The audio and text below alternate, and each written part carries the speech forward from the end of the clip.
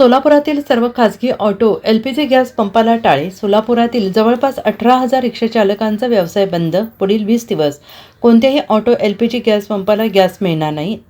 रिक्षाचालकांची उपासमार. सोलापुरात आरटीओ नोंदणीकृत 18,000 ऑटो एलपीजी रिक्षाचालकांना दररोज 22 टन गॅसचा पुरवठा केला जातो. पेट्रोलच्या तुलनेत गॅस स्वस्त मिळतो आणि त्याला मायलेज देखील जास्त असल्याने रिक्षाचालकांचा ओढा ऑटो एलपीजीकडे आहे. मात्र आता सोलापूर शहरातील सर्वच ऑटो एलपीजी पंप बंद झाल्याने रिक्षाचालक अडचणीत आले आहेत.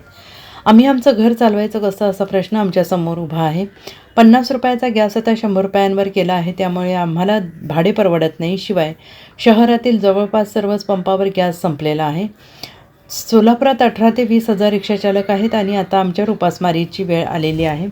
सरकारने किमान रिक्षाचालकांसाठी गॅस उपलब्ध करून द्यावा अशी आमची विनंती आहे. मी रिक्षा चालवतो.